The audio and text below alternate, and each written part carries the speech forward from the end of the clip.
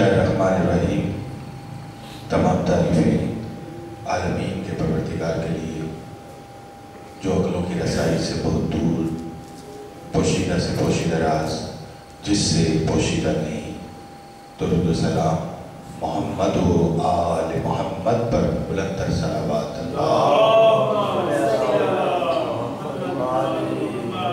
سلام ہو مکتب شہادت کے علم برداروں پر، سلام ہو تاریخ کے ہر دور کے مظلوم حسین اور ان کے جانثاروں پر، سلام ہو عصر عاشور کے حقیقی فرزندوں پر۔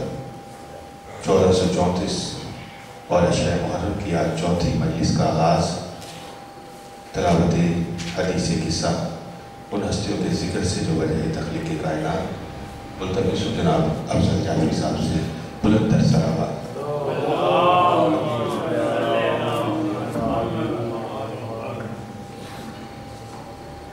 اعوذ باللہ من الشیطان الرجیم، بسم اللہ الرحمن الرحیم۔ ان اللہ و ملائکتہ یصلون علی النبی یا ایھا الذین آمنوا صلوا علیہ وسلموا تسلیما۔ بسم اللہ الرحمن الرحیم۔ عن جابر بن عبد اللہ الانصاری عن فاطمۃ الزہراء علیہ السلام ان رسول اللہ قال سمعت فاطمۃ انها قالت دخل علی عبد رسول اللہ في بعض الأيام فقال السلام عليك يا فاطمة فقلت عليك السلام، قال إني أجد في بدني ضعفا فقلت له أعوذ بالله يا أغدر من الضعف، فقال يا فاطمة ائتني بالكساء اليمني فغطيني به، فأتيته بالكساء اليمني فغطيت به وصرت أنظر إليه وإذا وجهه يتلألأ كأنه البدر في ليلة تمامه وكماله، وما كانت إلا ساعة وإذا ولدي الحسن قد أقبل وقال السلام عليك يا أمه، فقلت وعليك السلام يا قرة عيني وثمرة فؤادي، فقال يا أمه إني أشم عندك رائحة طيبة كأنها رائحة جد رسول الله، فقلت نعم إن جدك تحت الحصار.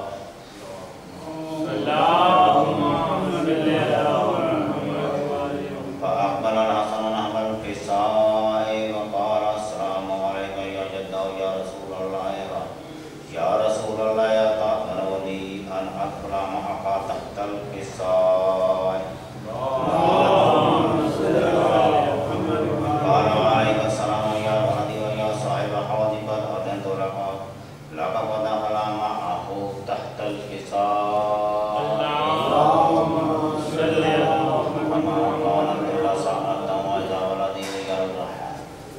وإذا ولدي الحسين قد أقبل وقال السلام عليك يا أمه، فقلت وعليك السلام يا ولدي ويا قرة عيني وثمرة فؤادي، فقال يا أمه إني أشم عندك رائحة طيبة كأنها رائحة رسول الله، فقلت نعم إن جدك وأخاك تحت الكساء.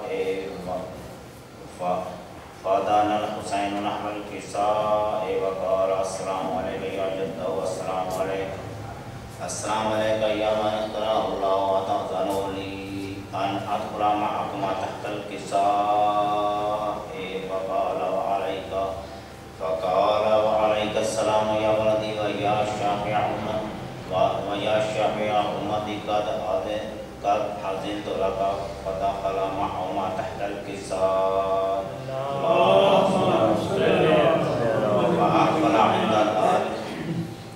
فأقبل عند ذلك أبو الحسن علي بن أبي طالب وقال السلام عليك يا بنت رسول الله، فقلت وعليك السلام يا أبا الحسن ويا أمير المؤمنين. اللهم صل على فقال يا فاطمة إني أشم عندك رائحة طيبة طيبة كأنها رائحة حبيب وابن عمي رسول الله فقلت نعم ها هو مع ولديك تحت الكساء فأقبل علي نحو الكساء فقال السلام عليك يا رسول الله أتأذن لي أن أكون معكما تحت الكساء قال له وعليك السلام يا أخي ووصيتي وخليفتي وصاحب لوائي قد أذنت لك ودخل علي تحت الكساء ثم أتيت نحو الكساء وقلت السلام عليك يا أبتاه يا رسول الله أتأذن لي أن أكون معكم تحت الكساء قال وعليك السلام يا بنتي ويا بزعتي أذنت لك ودخلت تحت الكساء فلما اكتملنا جميعا تحت الكساء أخذ برسول الله بطرف الكساء وقام بيده اليمنى إلى السماء فقال اللهم إن هؤلاء أهل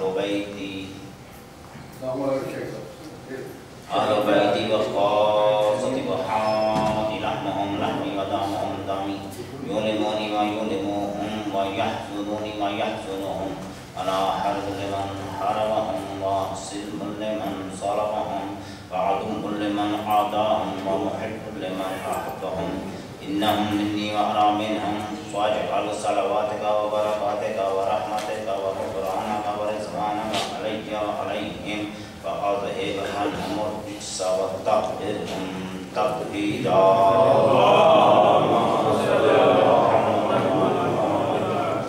فقال عز وجل يا ملائكتي ويا سلطان السماوات إني ما خلقت سماء مبنية ولا أرضا مدحية ولا قمرا منيرا ولا شمسا مضيئة ولا فلقا يدور ولا بحر يجري ولا فلك يجري إلا في محبة هؤلاء الخمسة الذين هم تحت الكساء فقال الأمين جبرائيل يا رب من تحت الكساء وقال عز وجل هم أهل بيت النبوة ومعدن الرسالة هم فاطمة وأبوها وبعلها وبنوها قال جبرائيل يا رب أتأذن لي أن أهبط إلى الأرض لأكون معهم صادق النبي صلى الله عليه وآله والذي بعثني بالحق نبيا واصطفاني بالرسالة نبيا وذكر خبرون هذا في محفل من محافل أهل الأرض وفيه جمع من شيعتنا ومحبينا إلا نزلت عليهم الرحمة وحقت بهم الملائكة واستغفرت لهم إلى أن يتفرقوا فقال علي عليه السلام إذن والله خذنا وفاز شيعنا ورب الكعبة فقال برسول الله صلى الله عليه وآله يا علي والذي بعثني بالحق نبيا واصطفاني برسالة نبيا وذكرنا هذا من جمع ذكر من خبرنا هذا في محفل من محافل أهل الأرض وفيه جمع من شيعتنا ومحبينا وفيهم محموم إلا فرج الله همه ولا محموم إلا وكشف الله همه ولا طالب حاجة إلا وقضى الله حاجته فقال علي عليه السلام إذن والله فضنا وسعدنا وكذلك شيعتنا فازوا وسعدوا في الدنيا والآخرة ورب الكعبة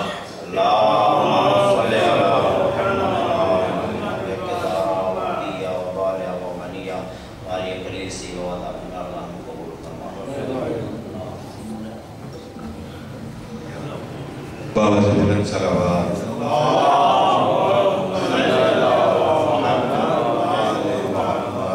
جزاک اللہ اور اللہ کے ان برگزیدہ ہستیوں کے ذکر سے آج کی عشر محرم کی چوتھی مجلس کا آغاز ہو گیا، اور اللہ چاہتا بھی یہی ہے، مقصد اور منشا بھی یہی ہے۔ اس کائنات کو بنانے کا مقصد صرف اور صرف یہی تھا کہ وہ ان 5 ہستیوں کو اپنا مظہر دیکھنا چاہتا تھا، اور اب انہی ہستیوں کا ذکر ہے جو وارث قرآن ہے، جو محافظ قرآن ہے، جو ناطق قرآن ہے، کہ جنہوں نے نوکے نیزہ پر قرآن کی تلاوت کر کے بتا دیا کہ ہم ہی وارث قرآن ہیں۔ خدا نے بھیجا ہے قرآن جس گھرانے میں، وہی گھرانہ ہے مصروف دین بچانے میں۔ خدا نے بھیجا ہے قرآن جس گھرانے میں، وہی گھرانہ ہے مصروف دین بچانے میں۔ پسر امام پدر نام بھائی بھی، حسین تم سا نہیں کوئی بھی زمانے میں، حسین تم سا نہیں کوئی بھی زمانے میں۔ میں ملتمس ہوں جناب جمیل ترابی اور ان کے ساتھیوں سے تشریف لائیں بارگاہ محمد و آل محمد میں صلوات و سلام کے لیے۔ بلندر صلوات اللہ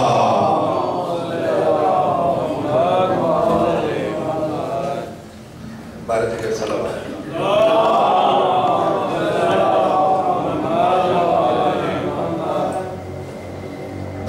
ایک مرتبہ پھر بلند آواز سے صلوات کرو۔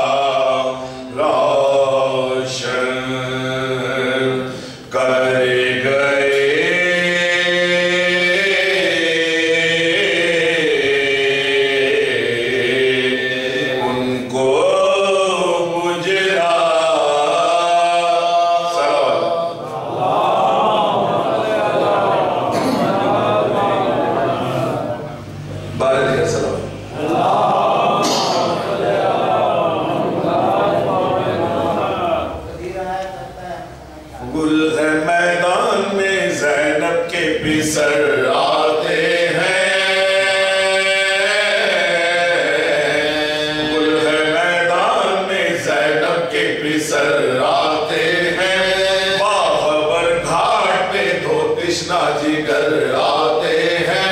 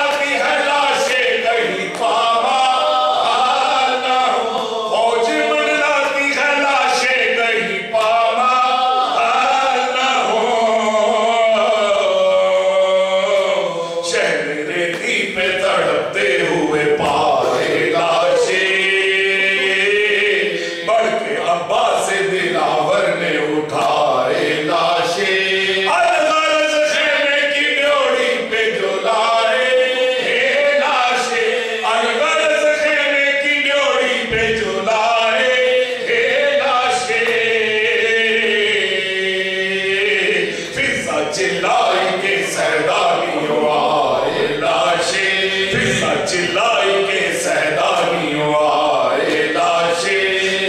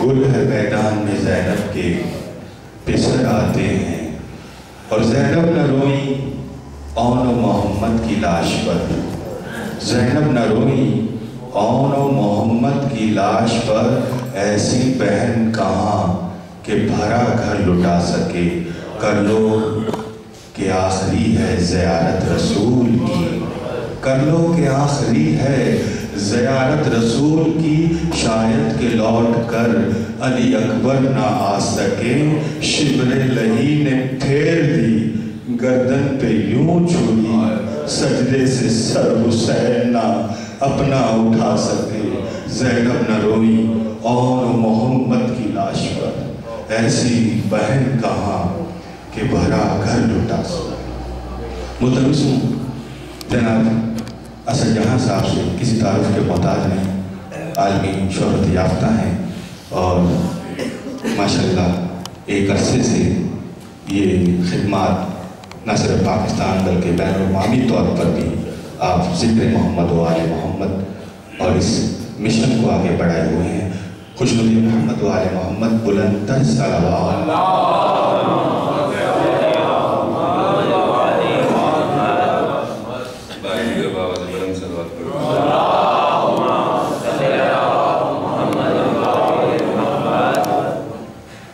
چار سے پہلے حدیث سماج پر سفر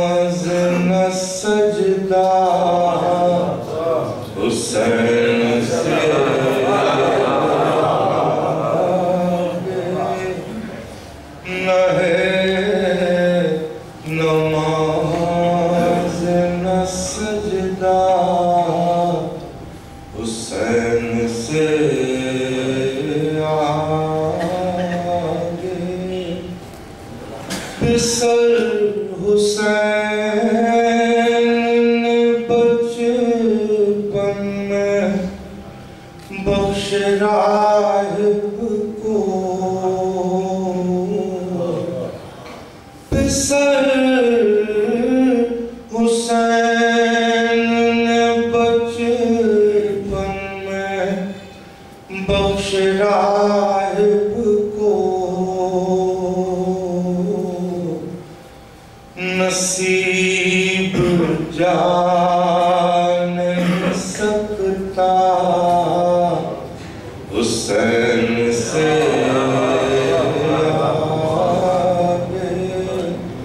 نصیب جا نہیں سکتا. صلوات پڑھ دیجئے.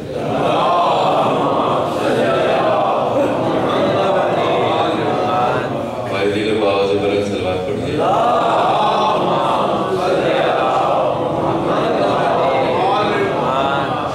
مصاحب کے چند اشعار حضرت نجم افندی کے سلام سے. یہ نائتوں کی جزا ملی، یہ ہدایتوں کا سلام دیا. وہ چرا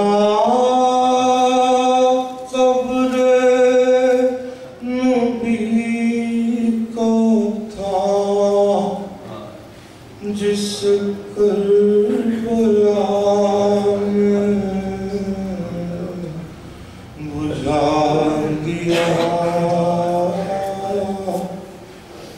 یہ علی کے لال کی ہمتیں، اس نام تیر کی دعوتیں.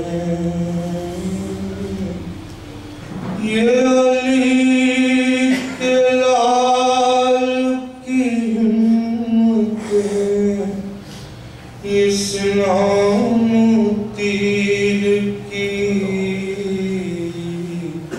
دعوتیں. کبھی نوجوان دیا، کبھی بے زبان کا گلا دیا. کہو دل کہاں سے یہ آئیں گے جو حسین خیمے میں جائیں گے. جس ماں کی گود سے لائے تھے، اسے زیر خاک سلا دیا. یہ نائتوں کی جزا ملی، یہ ہدایتوں کا سلام دیا.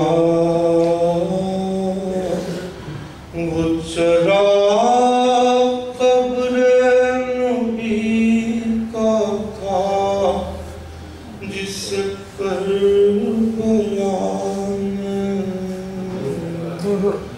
بجھا دیا.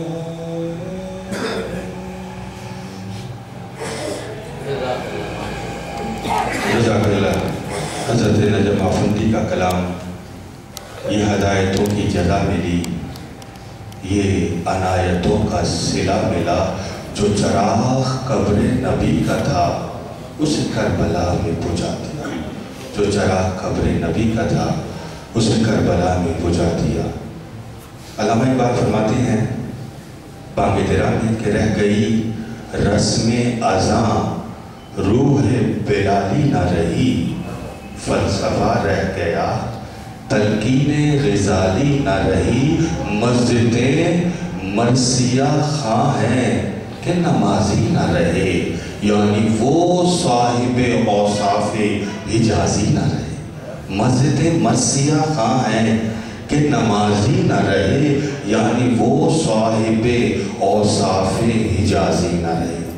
میرے سامنے تقریباً تمام لوگ مسجدوں میں آنے والے ہیں اور سب کی زیارت مجھے اکثر دن میں ظہرین میں یا مغربین میں ہوتی ہے، اور رسول اللہ فرماتے ہیں کہ نماز میری آنکھوں کی ٹھنڈک ہے، اور علی فرماتے ہیں کہ نماز مومن کا قلعہ ہے اور شیطان کو بھگانے کا ذریعہ ہے، اور مومن وہ ہے جو نماز کو اول وقت میں ادا کرے۔ میرے مولا کا یہ قول ہے، اور ہم سب مولا شیعہ حیدری قرار ہیں، اور اکثر یہ بحث رہتی ہے کہ نماز اول ہے یا حسین افضل ہے۔ اکثر یہ لوگ اس کی تکرار کرتے ہیں، اور وہ لوگ تکرار کرتے ہیں جو نمازی نہیں ہیں، جو عزادار نہیں ہیں۔ میں یہ کہتا ہوں اور یہ پیغام ہے کہ نماز جو ہے وہ مقصد حسین ہے، نماز مقصد حسین ہے، اور عزاداری محبت حسین ہے۔ نماز مقصد حسین، عزاداری محبت حسین ہے۔ اور یہ شعر میں قبلہ کے سماعتوں کے لیے اور آپ تمام مومنین کی سماعتوں کے لیے کہ ہرگز نہیں ہے ماتم و سجدہ الگ الگ، ہرگز نہیں ہے ماتم و سجدہ الگ الگ، دونوں میں ہے حسین کا جلوہ الگ الگ۔ ہرگز نہیں ہے ماتم و سجدہ الگ الگ، دونوں میں ہے حسین کا جلوہ الگ الگ۔ ماتم کا بھی نشان ہے تو سجدوں کا بھی نشان، دونوں کریں گے قبر کو روشن الگ الگ۔ ماتم کا بھی نشان ہے تو سجدوں کا بھی نشان، دونوں کریں گے قبر کو روشن الگ الگ۔ میں ملتمس ہوں جناب قبلہ مولانا ڈاکٹر کاظم مہدی صاحب سے کہ تشریف لائیں اور اپنے موضوع بیان کو آج سلسلے کی عشر محرم کی چوتھی مجلس سے آپ خطاب فرمائیں۔ نعرہ تکبیر، نعرہ رسالت، نعرہ حیدری۔ مومن اسی عزاخانے میں 8 محرم کو شبیہ ذوالجناح برآمد ہوگی، اور آپ کو یہ پتہ چلوں کہ اسی عزاخانے میں 1:30 بجے زنانہ مجلس عزا بھی منعقد ہوتی ہے، جس سے باجی ہما تقوی خطاب فرماتی ہے۔ اور 9 محرم کو زنانہ مجلس میں شبیہ علم برآمد ہوگا، اور 10 محرم کو روز عاشور کے خواتین میں اعمال بھی کرائے جائیں گے، مجلس بھی ہوگی اور تسبیح کی زیارت بھی ہے۔ میں تمام خواتین سے جو سن رہے ہیں ان سے بھی کہ وہ خواتین کی جو مجلس ہے اس میں بھیجیں اور ثواب طاہر حاصل کریں۔ بلند تر صلوات۔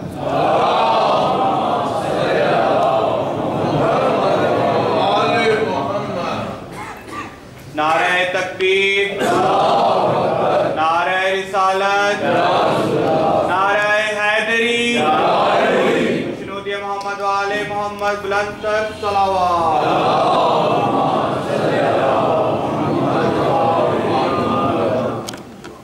رحم اللہ من قرأ الفاتحہ۔ بسم اللہ۔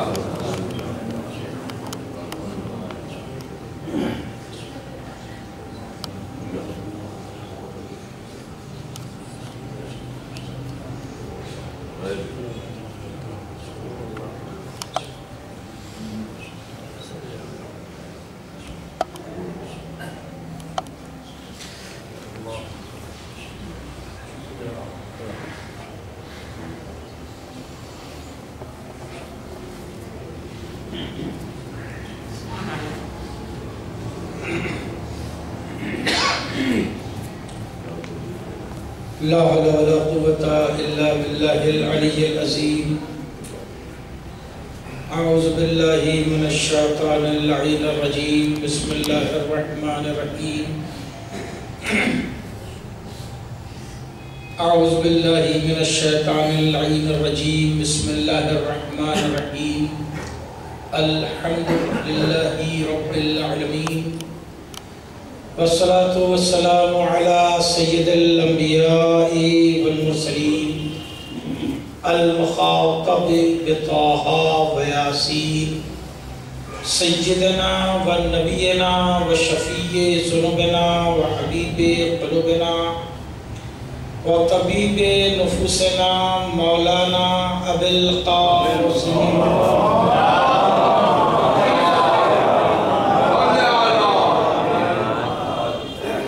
وآله الطيبين الطاهرين المعصومين المعصومين المنتجبين الغر الميامين ولعنة الله على أعدائهم وقتلتهم وغاصبي حقوقهم أجمعين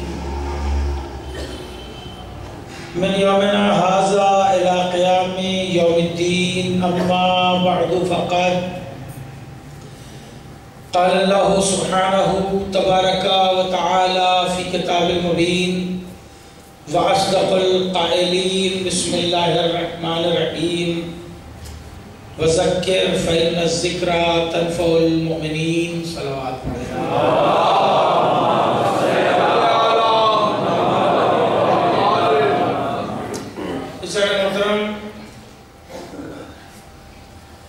بیان کے موضوع پر چوتھے مرحلے کی گفتگو آپ کی خدمت عالیہ میں پیش کرنے کا شرف حاصل کر رہا ہوں۔ گفتگو کل تک اس منزل تک پہنچی تھی کہ پروردگار عالم نے اپنی عبادتوں میں وہ تمیز عطا کی جس تمیز کو کائنات چھیننا چاہتی۔ جہاں اس کا سجدہ ہے، جہاں اس کے اذکار ہیں، وہاں بھی قدرت نے گفتگو اور بیان کا اسلوب وہی رکھا کہ خیر بھی سمجھا دیا اور شر بھی سمجھا دیا۔ یہ نہیں کہ یہ نماز ہے تو اس میں ایسی باتیں کیوں کی جائیں۔ ابھی رات میں 2:30 بجے صاحبات سے حسب دستور پہنچا تو ہمارے میزبان ٹی وی کے اوپر ایک نیوز دیکھ رہے تھے۔ پروردگار عالم سے دعا ہے کہ ہر حادثے سے شیعہ حیدر کرار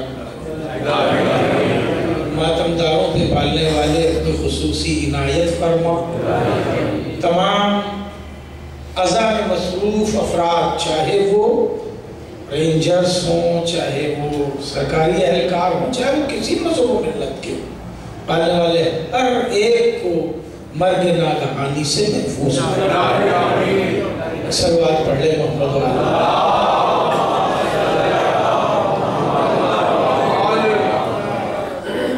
تو ظاہر ہے کہ یہ نیوز چل رہی تھی، اسی میں درمیان میں کلپ آئی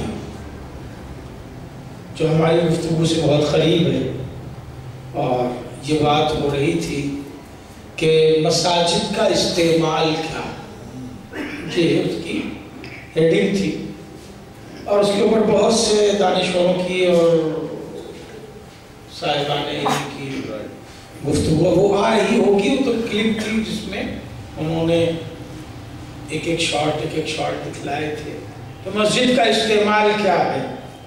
اس میں محمد حسین صاحب ہمارے عالم ہیں، انہوں نے بھی 2 جملے کہے تھے کہ جو تفصیلی بحث ہوگی یقیناً ہوگی۔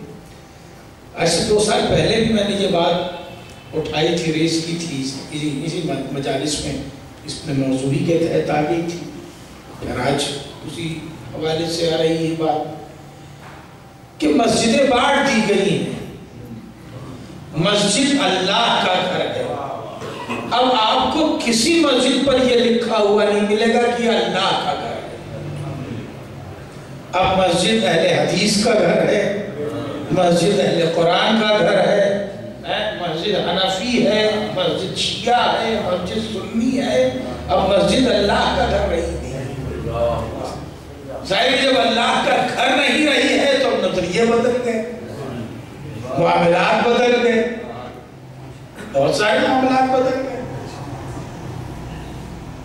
ایک چھوٹا سا حصہ کیا بولتے ہیں اسے، ایک چھوٹی سی تحریر گزری سوالیہ نشان کے ساتھ، کیا مسجد میں وہ لوگ جو اس ٹھنڈک میں سڑکوں پر ٹھٹر رہے ہیں، وہ لوگ کیا مسجد میں نہیں رہ سکتے؟ گزر گئی، سوالیہ نشان کا گزر گیا۔ یعنی اب سماج سوچ رہا ہے، غور کر رہا ہے، جب مسائل کھڑے کر لیے اب سوچنے بیٹھے۔ اگر مسجد کو اللہ کا گھر ہی سمجھا گیا ہوتا تو آج مسجدوں میں اس طرح سے اموات واقع نہ ہوتی، حادثے واقع نہ ہوتے۔ اب ذہنوں سے یہ تصور ہی ختم ہو گیا کہ یہ مسجد اللہ کا گھر ہے، ظاہر ہے کیا ہونے سے حادثہ ہونے لگے۔ رسول نے باقاعدہ مسجد میں رسول نے باقاعدہ چند افراد کو رکھ کے پالا جنہیں اصحاب صفہ کہا جاتا ہے۔ آج یہ کہا جا رہا ہے کہ مسجد میں کوئی بات ہی نہیں ہو، صرف اللہ اللہ، صرف اللہ اللہ، کوئی ایسی پالیسی نہیں۔